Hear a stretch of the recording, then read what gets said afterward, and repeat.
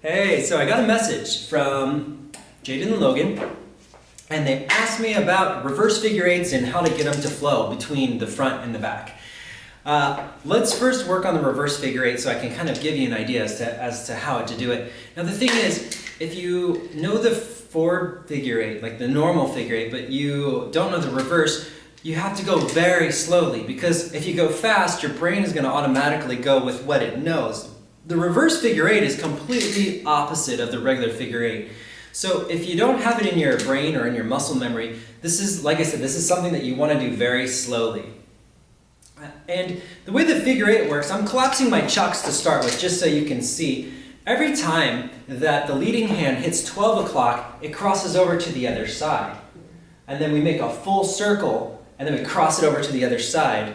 Full circle until we hit 12 o'clock and cross it over to the other side. That's how figure eight works. The reverse is the exact opposite. That's why I'm kind of showing you this. See, every time it hits 12 o'clock, we pull it to the front, and then it goes to 6 o'clock.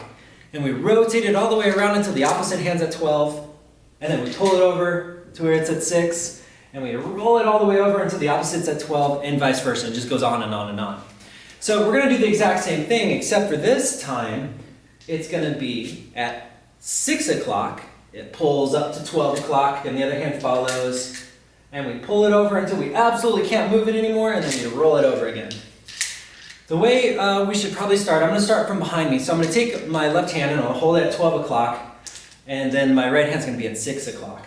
This hand's going to be leading right now. So my right hand is leading, and it's pulling up to 12, and this hand's just going to try to follow it.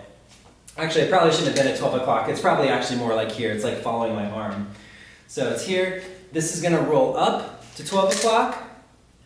And then we're going to have this follow, of course, and this is just going to all the way coil until we absolutely can't take it any further.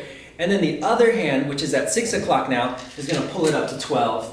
And we're going to roll it until our other hand is on the bottom. Do you see that? So every time we come to the front, we're going to wind and unwind it until the opposite hand is at 6 o'clock. Shoom. Roll it. Boom. I'm going to do it really slowly so you can see it, because it's really all about feel, and if you have to think about it, just remember your opposite hand, once it hits 6 o'clock, that's when you go over to the other side. So if I start here, my right hand's at 6 o'clock, pull it up to 12, this hand follows, watch this. As soon as this hand hits 6 o'clock, we're going to pull it up, and this is going to follow. Now this hand is going to hit 6 o'clock, watch. As soon as this hand hits 6 o'clock, which is my right, we're going to pull it back over. Now over here, when my left hand hits 6 o'clock, here it comes, boom, right there, we're going to pull it over. So you see how that works? The opposite hand is shifting it over. 6 o'clock, pull it over. Okay, when you can do that comfortably, then pull out the full chucks. Until then, just collapse it and see if you can even just get the motion down. You can stop it. Here's something else. If it's still too much to think about it, break it into 2 parts, which is every time your hand is at the bottom, stop it. So you only have to go halfway. So your right hand is on the bottom. You're going to roll it over to the left side until your left hand's at the bottom. So we start with the right hand at the bottom at 6, pull it over to 12, keep rolling, keep rolling, keep rolling, stop right there.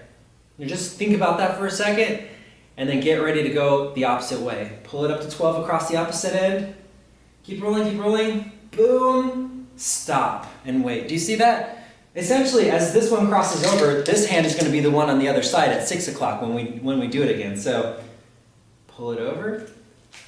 Remember, this one's going to 6. As soon as we get to 6, bam, right here, we pull it over. The other hand is just moving in a circle and mirroring it too. Once we get that, we're going to try it like this, okay? So we're going to do the same thing. My right hand's going to cross over like this. My left hand is going to push up to 12, and then the other hand's going to follow. And you can stop it again like this. So once we hit 6 o'clock, we're going to pull it over, and we're going to rotate our arms.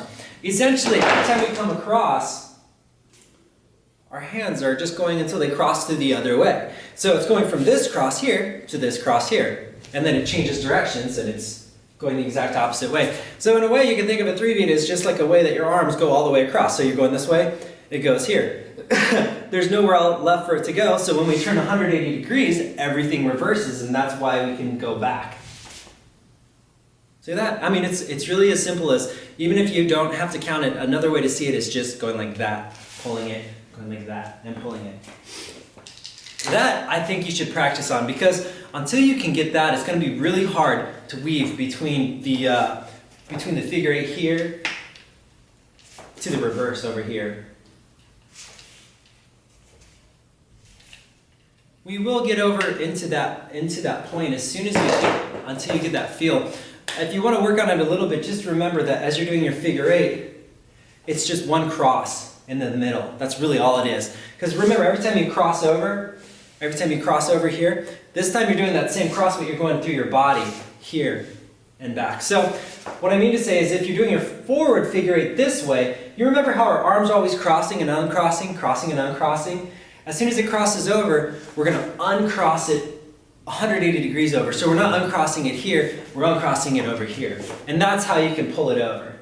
So cross, this is the regular, cross, cross, right? Cross. Now we go cross, and it uncrosses all the way. So we don't let it cross in the front. We use that time that we have to pull it over to this direction. So once we cross it, we give it a big swooping motion all the way to this side. So hopefully that helps. I love that move. There's so much flow with it. Eventually you should be able to reverse, forward, spin with it.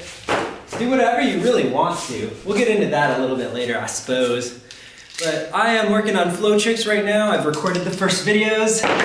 Pretty excited. We're going to start with some staff. Good times, but enjoy this nunchuck move.